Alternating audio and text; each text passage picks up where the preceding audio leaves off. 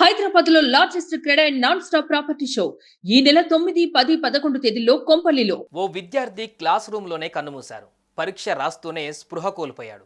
వెంటనే ఆసుపత్రికి తరలించినా లాభం లేకుండా పోయింది. నిమిషాలలో ప్రాణాలు కోల్పోయాడు. ఇంతకు అతనికి ఏం జరిగింది?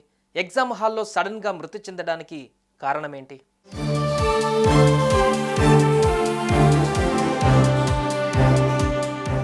మల్లారెడ్డి యూనివర్సిటీలో జరిగింది ఈ విషాదకర ఘటన.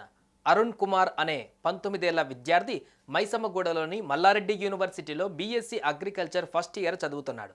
ప్రతిరోజులానే కాలేజీకి వెళ్ళాడు.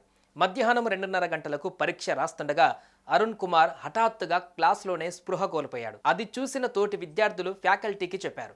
వారు కాస్త కార్డియో పల్మోనరీ రిససిటేషన్ నిర్వహించి సూరారంలోని మల్లారెడ్డి ఆసుపత్రికి తరలించారు.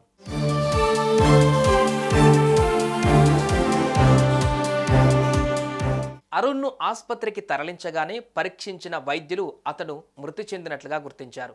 అయితే సకాలంలో అంబులెన్స్ రాకపోవడం వల్ల వైద్యం అందించడంలో ఆలస్యమైందని, లేకుంటే అరుణ్ బతికేవాడని మృతుడి బంధువులు, కుటుంబ సభ్యులు, సన్నిహితులు, స్నేహితులు యూనివర్సిటీ ఎదుట ధర్నాకు దిగారు. స్పృహ కోల్పోయిన 25 నిమిషాల తర్వాత యూనివర్సిటీ అధికారులు అరుణ్ను ఆసుపత్రికి తీసుకువెళ్లారని చెబుతున్నారు.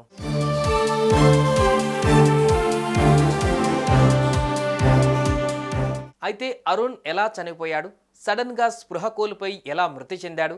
నిజంగా కార్డియాక్ అరెస్ట్ వల్లనే ప్రాణాలు వదిలాడా అనేది తెలియడం లేదు. కాగా ఇటీవల కాలంలో సైలెంట్ హార్ట్ అటాక్స్ కేసులు విపరీతంగా పెరుగుతున్నాయి. ఛాతీలో తీవ్రమైన నొప్పి, ఒత్తిడిగా అనిపించడం, మెడ, చేతి, అరచేతి నొప్పి రావడం, మగతగా ఉండటం, చెమటలు పట్టడం లాంటి లక్షణాలు ఏవీ కనిపించకుండానే సైలెంట్గా ప్రాణాలు తీస్తోంది. దీంతో అరుణ్కు కూడా ఇలానే అయి ఉంటుందని అనుమానిస్తున్నారు.